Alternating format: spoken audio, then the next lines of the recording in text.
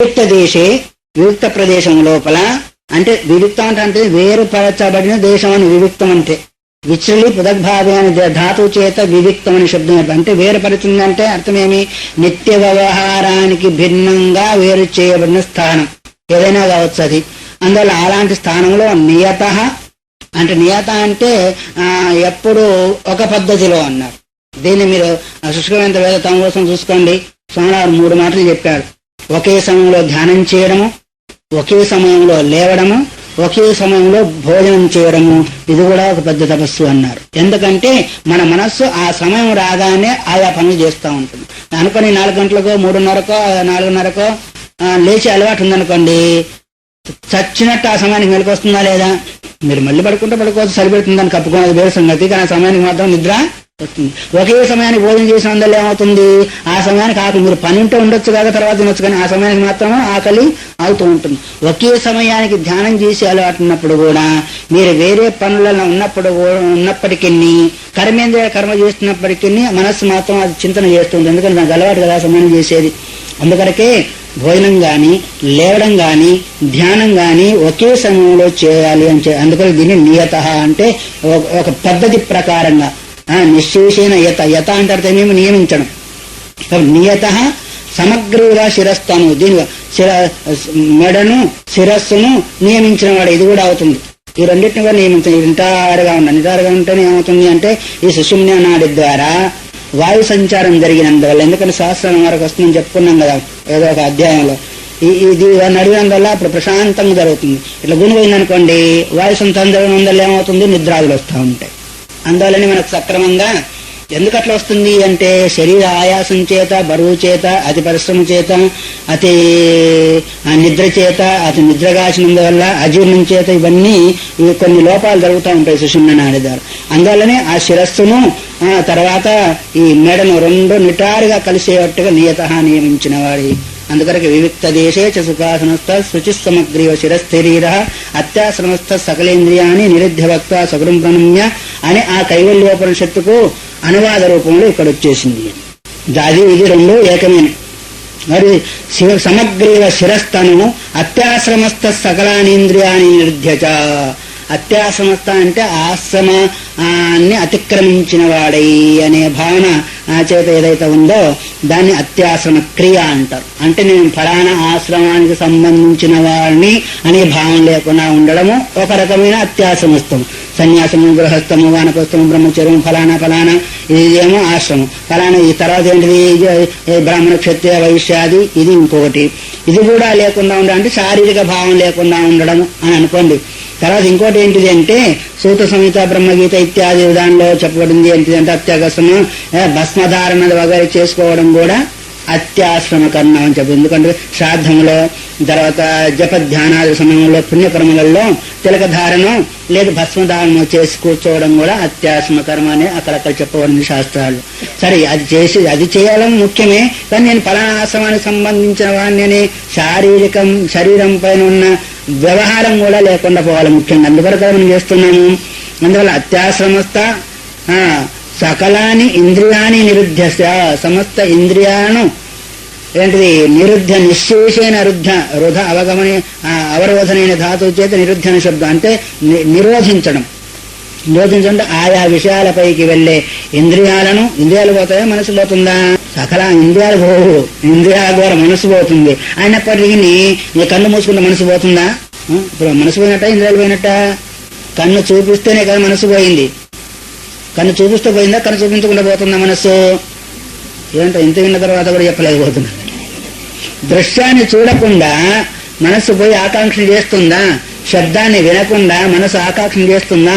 అంటే దృశ్యాన్ని చూడాలంటే ఇది తెరుచుకోవాలా వద్దా? దాన్ని నిగ్రహించామనుకుని మనసు పోయేదానికి వీల్లేదు. దర్వాజా మూస్తే పిల్లవాడు బయటకు పోతాడా? అట్లాగే కన్ను మూసుకుంటే మనసు బయటకు పోదు. చెవు బయటకు పోకుండా ఉండాలా? అంటే ఇంద్రియాన్ని నిగ్రహించాలంటే అర్థమేమి? స్థూలంగా విమూయబడాలా, సూక్ష్మంగా అది పోకుండా ఉండాలా. అయితే ఇప్పుడు అది పోకుండా ఉండేదానికి మనస్నానం చేస్తున్నాము అంటే బయటి శబ్దాది విషయాలు వినకుండా ఉండాలి అని అసలు సారం. రూపం కన్ను తెరుచుకున్నాం అనుకోండి, రూపాలు కనిపిస్తూ ఉంటాయి, శబ్దాలు వినిపిస్తూ ఉంటాయి. వాసన వస్తుందనుకోండి, మంచి కమ్మకమ్మ వాసన వస్తే ఏంటిదబ్బా అని చూస్తూ ఉంటాము. ఇవన్నీ జరుగుతుంటాయి లేదా? అందువల్ల ఇంద్రియాలు నిగ్రహం చేసినట్టయితేనే ఏమవుతుంది, అప్పుడు ఇది బాహ్య నిగ్రహం అయింది. ఈ సాధన ద్వారా మనసు నిగ్రహించడేమో ఆంతరిక నిగ్రహం అయింది. ఆంతరిక నిగ్రహానికి బాహ్య, అందుకని యమము శమము దమము అని చెప్పేదానికి, దమము శమము అని చెప్పే యమము నియమం అని చెప్పేదానికి. యమం అంటే బహిరింద్రియ నిగ్రహము, నియమం అంటే ఏంటిది అంతరింద్రియ నిగ్రహము. అంతరింద్రియ నిగ్రహం పాడాలి అంటే బహిరింద్రియ నిగ్రహం మొదలు కావాలి. దర్వాలు మూస్తే కదా లోపల వ్యక్తి బయటకు పోకుండా ఉంటారు. అందుకొరకే ఇక్కడ ఇంద్రియాన్ని నిరుద్ధత అని చెప్పేదానికి కారణం. భక్తి ఆది సగురున్నత్య యోగం విద్వాం ప్రయోజయత్. ఈ విషయాన్ని మళ్ళీ మనము రేపు చెప్పుకున్నాము. హరి ఓం తత్సత్.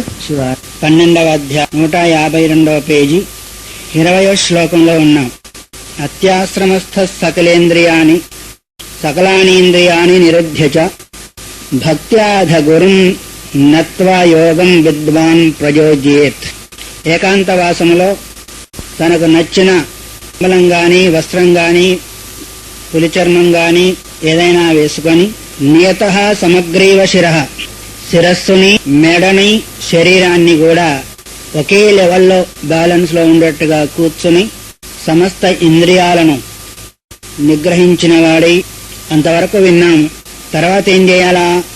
భక్త్యా స్వగురం నత్వ అన్నాడు. భక్తి తనకు మార్గదర్శి అయిన గురువును నమస్కారం చేయాలి. ఎందుకు అంటే మార్గాన్ని చూపించిన మార్గంలో ప్రవేశించాలన్నా, మార్గం చివరి యొక్క లక్ష్యాన్ని పొందాలన్నా గురువు యొక్క అనుగ్రహము జీవుడికి ముఖ్యంగా కావాలి. ఆ అనుగ్రహాన్ని మనం కలిగి ఉండలేదనుకోండి, విఘ్నాలు రావడానికి, మధ్యలో సందేహాలు కలిగినందువల్ల అవి తీర్చుకోలేని కారణం కూడా వస్తూ ఉంటుంది. కాబట్టి అనుకున్న లక్ష్యాన్ని పొందలేకపోతాడు. అందుకొరకే ప్రప్రథమలో గురువు గారికి, దేశకుడైన గురువుకి నమస్కారం చేసి యోగం విద్వాన్ ప్రయోజయేత్. ఆడ కూర్చుండి ఏమైతే చేయాలనుకున్నామో, ఏదైతే చింతన చేయాలనుకున్నామో దాన్ని ప్రారంభం చేయాలి అన్నారు. అందుకొరకే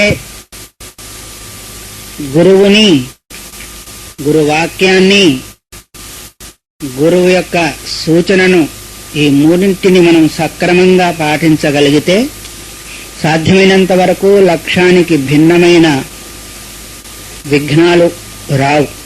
ఒకవేళ వచ్చినా వాటంతటవే వెళుతుంటాయి. అందువల్లనే ప్రారంభంలో ఆదౌ అన్నారు. ఆదం అంటే మొట్టమొదట్లోనే. తర్వాత ఏ మార్గాన్ని అయితే బోధించాడో ఆ మార్గంలో మనస్సును ప్రవేశింపజేయాలి. ప్రయోజయేత్ విద్వాన్ యోగం అన్నాడు. ప్రయోగించాలి, నియమించాలి అన్నారు. దేని నియమించాలి? మనస్సును నియమించాలి. అందుకొరకే కదా మనం ఇంత తలబడతా ఉన్నాము. శరీరాన్ని అక్కడ కూర్చుండి పెట్టాము, ఇంద్రియాలనేమో నిగ్రహించాము, కళ్ళు మూసుకున్నాం అనుకోండి, మిగిలింది ఏంటిది? మనస్సు. దాన్ని కదా ప్రయోగించాలా. ప్రయోగశాలలో పోయి ప్రయోగం చేసినట్టుగానే ఇప్పుడు మనం ప్రయోగశాలకు వచ్చాం. ఏంటిది ప్రయోగశాల? ఏకాంతవాసమే ప్రయోగశాల. దానిలో ప్రయోగం చేసేది ఏంటిది? గురువు ఉపదేశించిన విధానం. ఆ విధానం లోపల మనస్సును ప్రయోగించాలి. మహానుభావ, ఒక్క నమస్కారం ఆ పక్కన కొంచెం అది ఆబ్జేయమనండి. ఇంటికి పోయిన తర్వాత చదువుకోండి ఆయన. ఇక్కడికి వచ్చి కూడా పేపర్ల మీద మమకారం అయితే ఎట్లాగా? న్యూస్ పేపర్ల మీద, అది కూడా అన్నామని అనుకోకండి. ఎక్కడున్నాం మనం? న్యూస్ పేపర్లో ఉన్నాం. మనస్సును ప్రయోగించాలి. రెండిటి పని అయిపోయింది. శరీరాన్ని కూర్చుండబెట్టాము, ఇంద్రియాలను కూడా నిగ్రహించాము. మూడవది మనస్సును లక్ష్యంలో ప్రయోగించాలి, నిలబెట్టాలి. అలా నిలబెట్టకపోతే ఏమవుతుంది చెప్తూ ఉన్నాడు. యస్త్వ విజ్ఞానవాన్ భవత్యయుక్తేన మనసా సదా తస్యేంద్రియాణ్యవశ్యాని దుష్టాశ్వ ఇవ సారథే. విజ్ఞానీయస్తు భవతి. 25వ శ్లోకం వరకు ఉన్నదన్నట్టు కఠోపనిషత్తు మంత్రాలు. కఠోపనిషత్తులు మీరు వినే ఉంటారు స్వామీజీ ద్వారా. ఆయన మళ్ళీ రెండవ అవకాశం మనకు లభించింది వినేదాని కొరకు. ఎస్తు అవిజ్ఞానవాన్ భవతి అయుక్తేన మనసా సదా. 2 పదాలు ఇచ్చాడు. అవిజ్ఞానము, అయుక్తం. అవిజ్ఞానం అంటే తెలియని తనము, విజ్ఞానం అంటే తెలిసిన తనం. విశేషణ జ్ఞానము విజ్ఞానం. నువ్వు ఏ మార్గంలో ఎలా వెళ్ళాలో అది తెలుసుకోవాలి. అది తెలుసుకోకపోతే తెలుసుకుంటే ఏమైంది? విజ్ఞానం. తెలుసుకోకపోతే అవిజ్ఞానం. మార్గాన్ని ఎన్నుకోవడము, మార్గంలో నడిచే విధానాన్ని తెలుసుకోవడం. ఒకడు గబగబగబ స్టేషన్కి వెళ్ళాడంట. అయ్యా మా ఊరికి టికెట్ ఇవ్వయా, తొందరగానే వెళ్ళిపోవాలన్నాడు. ఏ ఊరికి ఇవ్వవాడు? మా ఊరికి టికెట్ ఇవ్వన్నాడు. నువ్వే ఊరికి చెప్పబోయా అంటే మా ఊరికి ఇవ్వని చెప్తే అర్థం లేదు. వాడు ఊరి పేరు వాడికి తెలుసుకొని వీడికి తెలియదు కదా. లక్ష్యాన్ని చెప్పినందువల్ల కదా దానికి టికెట్ ఇస్తాడు, ఎంత అవుతుంది ఏమవుతుంది అనేది. అందువల్లనే మార్గము, మార్గంలో ప్రవేశము, ప్రవేశించిన తర్వాత వెళ్ళవలసిన విధానము తెలియకపోతే ఎలా వెళ్ళగలుగుతాడు? అందువల్ల అవిజ్ఞానవాన్ అయుక్తేన, ఒకవేళ తెలిసింది అనుకోండి, దానిలో ప్రయాణాన్ని మనము సాగించలేదు. అప్పుడేమవుతుంది? తస్య ఇంద్రియాని అవశ్యాని, వాడి యొక్క ఇంద్రియాలు ఏదైతే ఉందో వశం కావు. ఎట్లా? దుష్టాశ్వ ఇవ సారథేహి. పూర్వకాలంలో మరి రథాలు ఉండేది, రథాలకు గుర్రాలు ఉండేది. గుర్రాలను కట్టేసేసి వాటికి ఏంది కళ్ళెం అంటే ప్రగ్రహం అంటారు సంస్కృతంలో, కళ్ళెం అని తెలుగు, ముక్కుతాడని అచ్చ తెలుగు. వీటికి ఎద్దులకు ముక్కుతాడు వేస్తారే మనం చెప్పినట్టు వినేదానికి. అందువల్ల దుష్టాశ్వ, చెప్పితే వినని గుర్రాలు ఎట్లాగితే మార్గంలో వెళ్ళలేవో, ఒకవేళ వెళ్ళినా గోతిలోనో చెట్టుకో పెట్టేసేస్తాయో, అట్లాగే తెలియనంతరం చేత ఇంద్రియాలు వశం కాకుండా ఉండి ఏం తింటే ఏమిలే, మనసు బాగుంటే చాలదా అనే భావం చేత ఉన్నారు అది చాలా మంది. ఇప్పుడు ఏం తింటే ఏమి, ఎలా ఉంటే మనసు బాగుంటే చాలదా అనే వాళ్ళందరూ కూడా ఎక్కడ పోతారు అంటే దుష్టాశ్వ ఇవ సారథేహి. చెప్పితే వినని చేతుల్లో లేని గుర్రాలు ఎట్లాగైతే వక్రమైన గతిలోకి వెళ్ళి అక్రమైన పద్ధతిలో వెళ్ళి ఎట్లాగైతే గోతిలో పడతాయో, అట్లాగే ఇతను కూడా జీవితం యొక్క లక్ష్యంలో వెళ్లకుండా సంసారం అనే గోతిలో, జనమన ప్రవాహం అనే గోతిలో పడిపోతాడు. అందువల్ల ఏం చేయాలా? విజ్ఞానం ఎస్తు భవతి యుక్తేన మనసా సదా. ఎవరైతే వాస్తవికం తెలుసుకొని, మార్గాన్ని తెలుసుకొని, మార్గంలో వెళ్ళవలసిన విధానాన్ని తెలుసుకొని, తర్వాత మనస్సును కూడా దానిలో శ్రద్ధతో భక్తితో ప్రవేశింపజేసి, తస్య ఇంద్రియాని వశ్యాని, మనస్సు ఎప్పుడైతే వశంలోకి వచ్చేసిందో అప్పుడు కళ్ళంలో ఎప్పుడైతే చేతిలో ఉందో అప్పుడు గుర్రాలు చేతిలో ఉంటావా ఉండవా? అట్లాగే మన ప్రగ్రహమేవచ, మనస్సే కళ్ళెము. వేటికి? ఇంద్రియాలనే గుర్రాలకి. మనస్సు లేని కళ్ళెము. కళ్ళెం ఎప్పుడైతే బ్రేక్ ఎప్పుడైతే చేతిలో ఉందో కారు ఎటు తిప్పితే అటు పోతుందా, ఇంకో దిక్కు పోతుందా? అట్లాగే మీ కళ్ళెం అంటే బ్రేక్ అంటే అర్థం అవుతుంది అనుకోండి. ఎటు కావాలనుకుంటే అటు బ్రేకా, హైండిలా? బ్రేక్ కాదు, హైండిల్ కదా. హైండిల్ బాగా ఉండాలి, ఎటు తిప్పితే అటు పోతా ఉంటుంది. అది లూజ్ అయిందనుకోండి, ఇటు తిప్పితే అటు పోతా ఉంటుంది, అటు తిప్పితే ఇటు పోతా ఉంటుంది. అట్లాగే ఇక్కడ మనస్సు అనేది ఒక మన ప్రగ్రహం. ఇది ప్రగ్రహం అంటే పగ్గం అని తెలుగు, కళ్ళెం అనేది కూడా తెలుగు అనుకోండి. అందువల్ల అది చేతిలో ఉన్నవాడి యొక్క రథం ఎట్లా అయితే చక్కగా వెళుతుందో అట్లాగే వీడి యొక్క సాధనా మార్గం కూడా ఇహలోక సాధన కావచ్చు, పరలోక సాధన కావచ్చు, ఆత్మ సంబంధమైన సాధన కూడా కావచ్చు గాక. మరి అందుకే కదా రకరకాలైన అలవాట్లకు అలవాటు పడిన మనస్సు, ఇంద్రియాలు ఏం చేసుకుంటున్నారు? ఇల్లు గుల్ల చేసుకొని బాధపడుతున్నారా లేదా? అలా అయ్యేదానికి కారణం ఏంటిది? మనసు, ఇంద్రియాలు రెండు కూడా తన చేతిలో లేని కన్నాకు ఏంటిది వెళ్ళని లేదండి, ఫలాని వాడు వచ్చాడండి, ఫలాని వాడు వచ్చి విషం తినమంటే తింటామా విషం తినమంటే? మరి విషం తినప్పుడు మరి మనకు అనారోగ్యాన్ని కలిగజేసేది, ఇల్లుగుల్ల చూసేది మాత్రం ఎందుకు ఆవాదించాలా? ఇది చేయలేనప్పుడు అది ఎట్లా చేయగలుగుతున్నాము అంటే నీ లోపల ఎక్కడో కామయేష క్రోధయేష రజోగుణ సముద్భవ అది నీ లోపల కొంచెం ఉంది. వాడు వచ్చి ప్రేరణ చేయగానే గుణక్తనం వచ్చేసి. గూడిలో నిప్పు లేకపోతే కట్టెలు వేసినా తగులుకుంటుందా? నిప్పు ఉంటేనే కదా రగులుకునేది. నీ లోపల ఏ కోశంలో ఉంది, అది వచ్చి నీకు ఫోర్స్ ఇచ్చింది కాబట్టి ఈ ఒక్కసారికి అయితే ఏమవుతుంది అని అనుకున్నాం అనుకోండి. ఈ ఒక్కసారి ఏమైంది? అంతా అయిపోయింది, బొక్కబడిపోతుంది మొత్తం మనస్సంతా కూడా ఏం కావాలో అది అవుతుంది. ఏమైనా కానీ కాక నేను వెళ్ళకూడదని దాన్ని నిగ్రహిస్తే అది అలాగే పట్టుదల కలిగి ఉంటుంది. ఏ విషయంలో అయినా కావచ్చు, ఇహం విషయంలో కావచ్చు, సాంసారిక వ్యవహారంలో కావచ్చు, నిషిద్ధ విషయంలో మాత్రం సామాన్యంగా దానికి ఏమాత్రం కూడా ఏ కోశంలో కూడా సందు ఇవ్వకూడదు. అందువల్లనే తస్య ఇంద్రియాని వశ్యాని సదశ్వ ఇవ సారథేహి. మంచి గుర్రాలను రథాన్ని కట్టినట్లయితే ఎలాగైతే మార్గంలో తీసుకుని వెళ్లి ఒడిదొడుకులు లేకుండా లక్ష్యాన్ని చేరుస్తాయో, అట్లాగే ఎవరి యొక్క ఇంద్రియాలు తన వశంలో ఉన్నాయో, ఎవరి యొక్క మనస్సు తన చేతిలో ఉందో. అర్జునుడు రథాన్ని నడిపేది ఎవరు? ఆ గుర్రాల యొక్క కలయం ఎవరి చేతిలో ఉంది? పరమాత్మ చేతిలో ఉంది కదా. అంటే రథం ఎవరిది? అర్జునుడిది. దాని గట్టిన గుర్రాలు ఎవరి అనుకోండి, అర్జునుడియే. కానీ కళ్యాణం ఎవరి చేతిలో ఉంది? అర్జునుడి చేతిలో లేదు, భగవంతుని చేతిలో ఉంది. దాన్ని మనం అంతరార్థాన్ని గ్రహించగలిగితే ఎంతో పైకి వెళ్ళగలుగుతాం. రథము అర్జునుడిది, రథాన్ని కట్టిన గుర్రాలు అర్జునుడి. సారథి ఎవరు? అర్జునుడు కాదు, నడిపించేవాడు. కళ్యం ఎక్కడుంది? భగవంతుని చేతిలో ఉంది. అట్లాగే శరీరము జీవుడిది, శరీర సంబంధమైన ఇంద్రియాలు జీవుడివి, మనస్సు మాట్లాడేంటి జీవుడిదే. కానీ ఆ మనస్సును పరమాత్మ చేతిలో పెట్టగలిగితే, అర్జునుడు పెట్టాడు కదా కళ్యాణ్ణి, తన చేతిలో పెట్టుకోకుండా ఎక్కడ పెట్టాడు? పరమాత్మ చేతిలో పెట్టాడు. అట్లాగే మన మనస్సు అనే కళ్యాణాన్ని పరమాత్మాయత్తం చేయగలిగితే మన బండి కూడా ఎట్లా వెళ్తుంది, ఎక్కడికి ఉంటే అక్కడికి వెళ్ళి శత్రు సంహారం చేసి రాజ్యభోగాన్ని అనుభవించినట్టుగానే మనం కూడా అన్ని ఒడదొడకం పోగొట్టుకొని మనము ఆత్మ సామ్రాజ్య అనుభవాన్ని పొందగలుగుతాము. మనం ఊరికి రథంలో పోయాలని అనుకుంటున్నాం, కానీ ఈ విధంగా ఆయన అర్థం చేసుకోగలిగితే మనం కూడా పైకి వెళ్ళగలుగుతాము. గుర్రాలు మనయే కావచ్చు, రథము మనదే కావచ్చు. రథ సారథి ఎవరు? బుద్ధింతు సారథిం విద్ధి మన ప్రగ్రామీచ ఇంద్రియాని హయానాహుర్ విషయాంస్తేషు గోచరాన్ ఆత్మేంద్రియ మనోయుక్తం భోక్త ఇది ఆహు మనీషిణ కఠోపనిషత్. కాబట్టి రథము మనదే, దాని కళ్యము మనదే, ఇంద్రియాలు మనయే అంటే జీవుడిది అనుకోండి.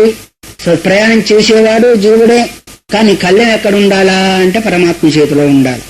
అంటే పరమాత్మ భావనతో కూడుకున్నది అయితే, అందుకొరకు తస్మాత్ సర్వేషు కాలేషు మాం అనుస్మర అన్నాడు. ఆ అనుస్మరణే పరమాత్మ చేతిలో మన మనస్సు అనే కళ్యాణ్ణి పెట్టిన విధంగా అవుతుంది. అప్పుడు ఎక్కడ పక్క బొమ్మని చూద్దాం, ఇంకా పోదు.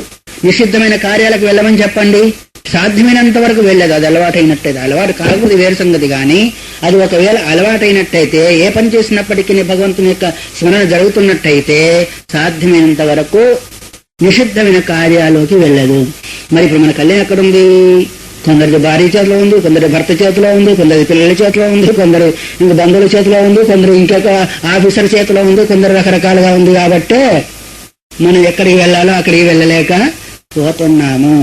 అలా ఉండనే కాక, కానీ కొంత ఇదిలా కూడా ఉన్నట్టయితే సవరింపబడుతుంది. ఉండొద్దని కాదు, కానీ అటు ఉన్నట్టుగానే ఇటు కూడా ఉంటే సమ బ్యాలెన్స్ అవుతుంది. ఒకవైపు పరమాత్మ వైపు అయితే పర్వాలేదు, కేవలం ప్రపంచం వైపు అయితే పర్వాలేదు కదా. పోయిందా? అటు ఇటు సగం ఉన్నా పర్వాలేదు, బ్యాలెన్స్ బాగా ఉంటుంది. ఇలా ఉన్నట్టయితే కదా నడుస్తూ ఉంటుంది. కానీ ఇలా అయితే కష్టమే. ఇదేంటి పరమాత్మ అనుకో, ఈ ప్రపంచం ఇది పరమాత్మ అనుకోండి, బ్యాలెన్స్ ఆగదు. కానీ పరమాత్మ అయితే ఎక్కువ ఉండి ప్రపంచం అయితే తక్కువ ఉన్నా పర్వాలేదు. ఎందుకంటే శరీరం నడవాలా వద్దా? అందుకరికి అత్రాహారార్థం కర్మ కుర్యాదనింద్యం. అనింద్యమైన కర్మ, ఆహారం స్వీకరించే దాని కొరకు, శరీరాన్ని పోషించుకునే దానికి కర్మ చేయవద్దంలే. నైకచ్చిత క్షణమపి చాతిష్టత్య కర్మ కదా బ్రహ్మజ్ఞానం తప్ప మిగతా ఎవ్వరు కూడా పని చేయకుండా కర్మ చేయకుండా ఉండలేదు. కానీ అనింద్యం, శాస్త్ర నిహితమైంది కావాలా, శాస్త్ర నిషిద్ధమైంది కాదు. ఎందుకొరకు? శరీరాన్ని పోషించుకునే దానికి ఎట్లా ఆహారం కావాలి, నీడ కావాలి, వస్త్రం కావాలి. అది ఎవరికి కూడా కావాలి. మాకు మేము కూడా ఎవరికి దిగంబరంగా ఉన్నా, ఇల్లు లేకుండా గది లేకుండా ఉన్నామా, తిండి లేకుండా ఉన్నామా, అట్లాగే మీకు కావాలా మాకు కావాలా. ఎందుకు అంటే ఆహార ప్రాణ సంధారణార్థం. ప్రాణాన్ని నిలుపుకునే ఆహారం కావాలి, ప్రాణం ఎందుకు నిలుపుకోవాలా? ఆత్మచింతన కొరకు కావాలి.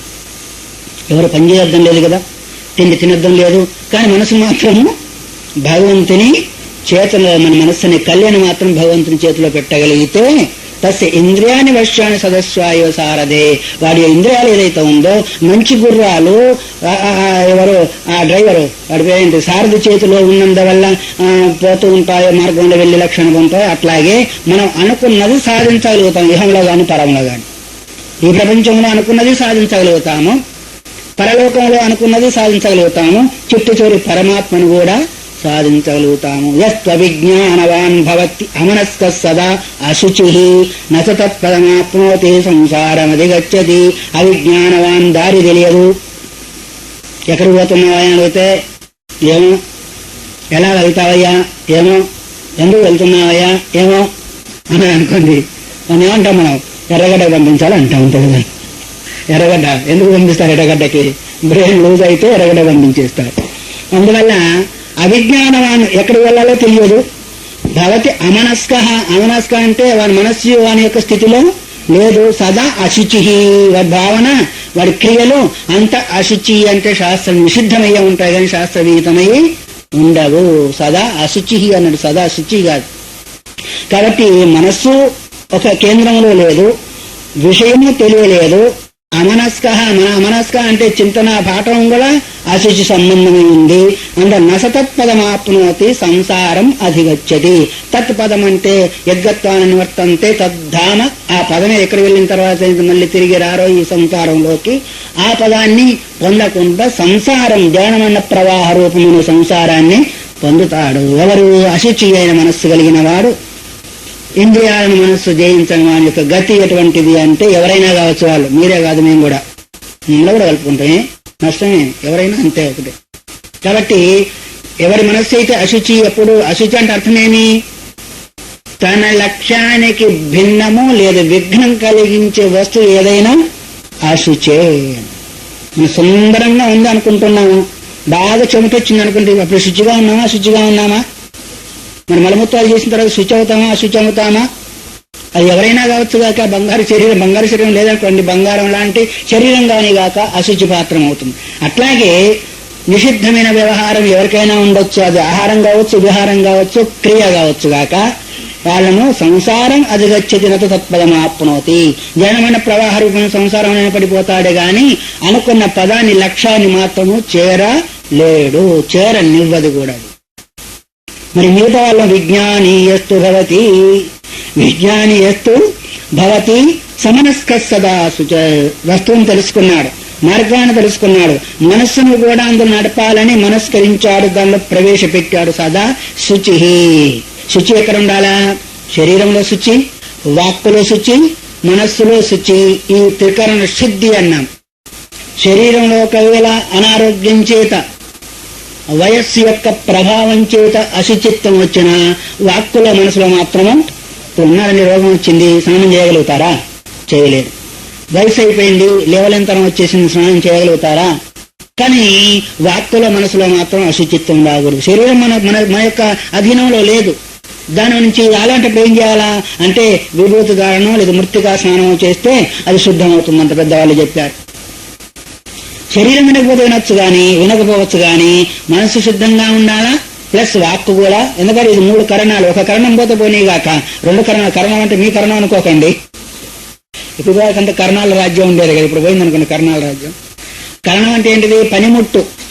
ఒక పనిముట్టు పనిచేయడం లేదు శరీరము, రెండో పనిముట్టు ఉంది వాక్కు, అది కూడా పనిచేయడం లేదు అనుకోండి, అప్పుడు మనస్సు అనేది ఉందా లేదా? అది ఒక్కటి పనిచేయగలిగితే ఇవి 2 పని చేసినా చేయకపోయినా నడుస్తుంది. 3 లైట్లు ఉన్నాయి అనుకోండి పెద్దయి, 2 పని చేయకపోయినా ఒకటి పని చేసినట్టయితే మన పనులు సామాన్యంగా నడుస్తాయా లేవా? అట్లాగే మనకు కావాల్సింది ముఖ్యంగా ఆ పదాన్ని చేరేదానికి మనసా, వాక్క, శరీరమా?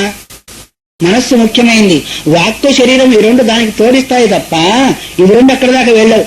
వెళ్ళవలసింది మనస్సే. తదాకారాకార వృత్తి ద్వారా వెళ్ళవలసింది ఎవరు? మనస్సు మాత్రమే. శరీరం వెళ్ళదు, వాక్కు వెళ్ళదు. ఇవి 2 ఇక్కడ స్థూలమైనవి. ఇవి 2 వాక్కు స్థూలమైందే, కర్మేంద్రియం కాబట్టి. శరీరం కూడా స్థూలమైందే, సూక్ష్మమైన వస్తువు దగ్గరికి వెళ్ళలేదు. మనస్సు మాత్రమే సూక్ష్మమైంది, ఎందుకంటే అది మనం చెప్పుకున్న ఇదివరకు ఏమంటే చివరి భాగం రాదని ఆ సూక్ష్మం కాబట్టి సూక్ష్మం చింతన చేసి చేసి చేసి తదాకారం కాగలుగుతుంది. 2 పని చేసినా అయితే అసత్యం మాత్రం చెప్పకూడదు, పని చేయకపోయినా అంటే అర్థం. ఎందుకంటే అది సత్య వస్తువు కాబట్టి. వాక్కులో దోషం ఏంటిది? అసత్యమే దోషము, అసత్యమే అశుచి. దాన్ని సాధ్యమైనంత వరకు పాటిస్తూ ఆ మనస్సును దాని యందు నియమించినట్టయితే తత్పదమాప్నో సమస్యతి సత్తత్పదమాప్నోతి యస్మాత్ భూయో న జాయతే. అలాంటి వాడు ఆ పదం ఏది పరిశుద్ధమైన సర్వాంతర్యామి ఏకమే నిత్యం సత్యమే సచ్చిదానంద స్వరూపమైన పదం ఏదైతే ఉందో తద్ ఆప్నోతి యస్మాత్ భూయో న జాయతే. మళ్ళీ తిరిగి రాని స్థితి ఉన్న యద్గత్వా నివర్తంతే తద్ధామ బ్రహ్మం. ఎక్కడికి వెళ్ళిన తర్వాత ఇదేం తెలుసుకున్న తర్వాత, దీన్ని పొందిన తర్వాత, దీన్ని అనుభవించిన తర్వాత మళ్ళీ తిరిగి ఈ శరీరంలోకి రాడో ఆ పదాన్ని పొందుతాయి. ఎవడు? సదా శుచి. ఇంద్రియాలను వశం చేసుకున్నవాడు ఆ పదాన్ని పొందుతాడు. ఇన్ని వింటున్నాం, చేస్తున్నాం, ఇవన్నీ దేని కొరకు? మనసును శుభ్రం చేసేదానికన్నా ఇంకా దేనికన్నా? అంతే, మనసును శుభ్రం చేసేదే తప్ప ఇంకా మనం పొందేది లేదు. పొందినట్టుగా ఉంది కాబట్టి పొందినట్టుగా మళ్ళీ చేయాలా. తర్వాత విజ్ఞాన సారథిర్యస్తు మన ప్రగ్రహేవచ సోద్ధన పరమోప్నోతి నమైవ పరమం పదం. సారథి విజ్ఞానయస్తు. శరీరమనే రథానికి సారథి అయినవాడు విజ్ఞానిగా ఉంటాడు. విజ్ఞానిగా ఉండాలి, తాగుబోతుగా ఉండకూడదు, మోహాదుల చేత భ్రమింపబడినవాడుగా ఉండకూడదు. అలాంటి వాడు ఉన్నట్టయితే, అలాంటి సారథి ఉన్నట్టయితే ఏమవుతుంది? నేరుగా వెళ్ళి గోతులో పడేసేస్తాడు, లేకపోతే దేనికైనా చెట్టుకో గుట్టుకో పెట్టేసేసి ప్రాణాలు సైతం కోల్పోతాడు. అందువల్ల ఎవరి శరీరమనే రథానికి సారథి అయిన విజ్ఞానం మన ప్రగ్రహే వచ్చ, మనస్సు ప్రగ్రహం. ప్రగ్రహం అంటే దీన్ని కళ్యం అంటారు. ఎట్లాగైతే అర్జున్ యొక్క గుర్రాల యొక్క కళ్యము భగవంతుని యొక్క చేతిలో ఉందో, అలాగే మన ప్రగ్రహం వచ్చ మనస్సు అనే కళ్యము సారథి యొక్క చేతిలో చక్కగా ఉన్నట్టయితే సోద్ధన పారమాప్నోతి మమైవ పరమం పదం. అధ్వన పారమాప్నోతి, సాధకుడైన వాడు ఏ మార్గంలో వెళుతున్నాడో ఆ మార్గం యొక్క చివరి స్థానము అదే మమైవ పరమం పదం, నా యొక్క పరమపదం. యద్గత్వాన్ని వర్తంతే తద్ధామ పరమమ్మ అన్నట్టుగా ఇక్కడ భగవంతుడు కూడా నా యొక్క పరమపదాన్ని చేరుకుంటారు అనే ఉద్దేశం చేత చెప్తూ ఉన్నారు. అందువల్ల విజ్ఞాన సారథి, సారథి అయిన వారు విజ్ఞానం, విశేషమైన జ్ఞానము లేదా అనుభవ జ్ఞానం కలిగిన వాడై ఉండాలి. ఏ అనుభవము? శాస్త్రానుభవం ఉండాలి. తర్వాత పూర్వం చెప్పబడిన ఉపాసన ప్రకారంగా ఇక్కడ సాధన చేస్తున్నవాడై ఉన్నట్టయితే ఈ అంగ ప్రత్యంగాలు పాటిస్తున్నవాడై ఆ పరమపదాన్ని పొందగలుగుతాడు. తర్వాత 26వ శ్లోకంలో హుర్పుండరీకం విరజం విశుద్ధం విశదం దధా విశోకంచ విచింత్యాత్ర ధ్యాయేన్మాం పరమేశ్వరం. చెయ్యాలో ఆ విధానాన్ని చెబుతూ ఉన్నారు. హుత్పుండరీకం విరజం, హృదయ కమలాన్ని రజోగుణరహితంగా చేసిన వాడై, విశుద్ధం విశదం తథా, విశుద్ధంగా ఉంచుకున్నవాడై, ఏ సంకల్ప వికల్పాలు లేకుండా విశదం విశాల భావం చేత, అంతే సమం సర్వేషు భూతేషు తిష్టంతం పరమేశ్వరం యపశ్యతి సపశ్యతి అని చెప్పినట్టుగా సమస్తంలో తన యొక్క పరమాత్మను చూసిన వాడి, లేదా తనను చూసిన వాడి, అలాంటి విశాల హృదయమైన కలిగిన వాడి, రజోగుణ రహితమైన వాడి, తమోగుణ రహితమైన వాడి, శుద్ధ సాత్వికాన్ని ఆశ్రయించిన వాడి, విశుద్ధం విశదం తదా, విశుద్ధ స్వరూపుడై విశదం విశాల భావాన్ని కలిగిన వాడై, విశోకంచ విచింత్యాత్ర, శోకం ఎప్పుడు కలుగుతుంది? తాను అనుకున్నది కాకపోతే, తాను పొందవలసింది పొందకపోతే శోకం కలుగుతుంది. కాబట్టి సాధకుడైన వాటికి యథాలాభ సంతుష్ట అన్నట్టుగా ఉన్నట్టయితే వారికి శోకం ఆయన దగ్గరికి రాదు. విచింత్యాత్ర ధ్యాయేన్మాం పరమేశ్వరం. ఈ విధంగా అలాంటి స్వరూపాన్ని హృదయకమల మధ్యంలో నన్ను ధ్యానించాలి అనే ఉద్దేశం చేత ఈ శ్లోకం చెప్తూ, ఇంకా ముందు రాబోయే శ్లోకంలో నిర్గుణ రూపాన్ని, సగుణ రూపాన్ని కూడా ప్రతిపాదన చేస్తూ ఉంటాడు. అందుకు సాధకుడైన వాడు అంగ ప్రత్యంగాలను ఎప్పుడైతే తన యందు అలవర్చుకుని సాధన సక్రమంగా సాగిస్తాడో వాస్తవికంగా ఆ పరమపదాన్ని పొందగలుగుతాడు. లేకపోతే ఎన్నో జన్మలు కలుగుతాయి. అందుకొరకే అనేక జన్మ సంవృద్ధి అని చెప్పేదానికి కారణమైంది. మిగతా విషయాలు రేపు చూద్దాం. హరి ఓం తత్సత్. శివార్పణమస్తు. ప్రతిబోధితాం